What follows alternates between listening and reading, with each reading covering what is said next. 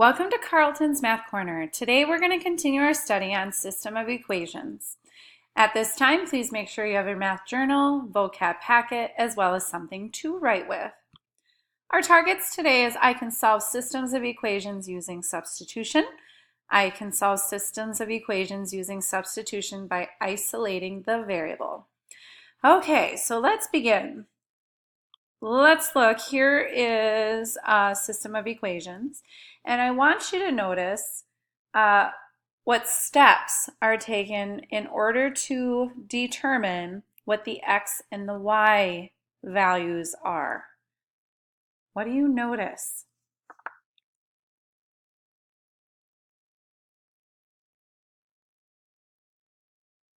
Okay, here's what I notice.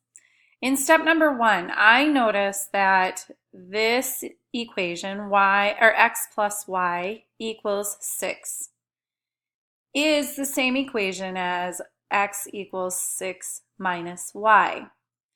It looks like the first step was to just get x by itself.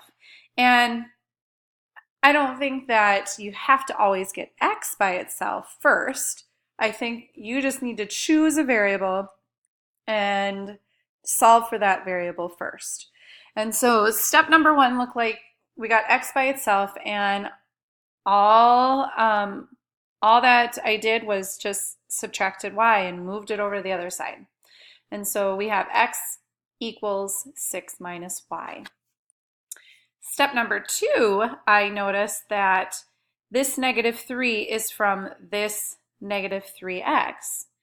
And I noticed that this is in blue, and that is the same as up here, 6 minus y. And what has happened, it looks like, is substitution. We've taken this x, the value of x, which is 6 minus y, and we plugged it in or substituted it in for x. And so now we have -3 times 6 minus y plus y equals 2.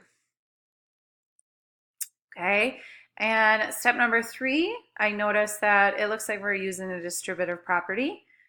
We're kind of just simplifying and getting things down to find out what the value of y is. And so -3 times 6 is -18. -3 times -y is positive 3y. And then plus y equals 2 remains the same.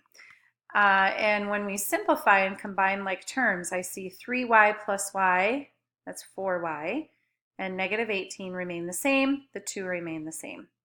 And then when we start getting y by itself and we move over that -18, we had to add 18, so 18 plus 2 is 20. The 4y remain the same. And then the last step, it looks like we divided 20 divided by 4, and we got 5. And step number 4, it looks like we took that 5 and we plugged it into one of these equations, and it looks like the easiest equation was chosen.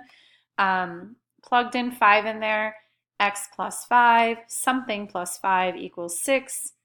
When you subtract those two, you get 1. And so x value is 1, y value is 5. And, we could try it out. Does that work? Well, we know the 5 and the 1 work for this one. But what about the second equation? Let's plug in -3 times, and we plug in 1 for x, plus 5 equals 2. Well, -3 times 1 is -3.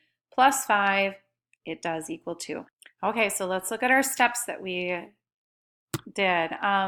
First thing, we solve for a variable, and we can choose, whichever variable is probably the easiest to solve for. I would choose that one first. It really doesn't matter, though, which one you use, but you need to choose one. So solve for the variable, get it by itself. Second thing, we use the expression, whatever expression we get when we solve for the variable, we substitute that in for that variable into the equation. Okay, and let me write that down, into the other equation. Then we simplified and we determined the value of that one, of one of the variables. So whatever the variable was that we substituted in, we are finding the value of the other one. Then number 4, we substitute the value into one of the equations and we find the value of the other variable. A lot of substitution and a lot of simplifying. My goodness, S's, S's, S's. We have alliteration here. So we're solving, substituting, simplifying, and then substituting again to find that other value of our variable. So I know it's a lot of steps and it's a lot of work, but I am very confident that you will be able to do this. But I want you to look at this exception. Now, normally we do work with 4 steps, but this system of equations is a little different. This one only has 3 steps. And how is this one different?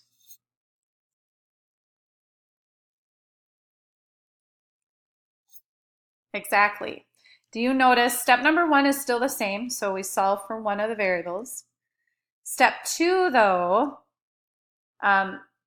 that one's still the same. We took this expression and we substituted in for x, and we simplified it, and this is what we got for step number 3. But look what happened.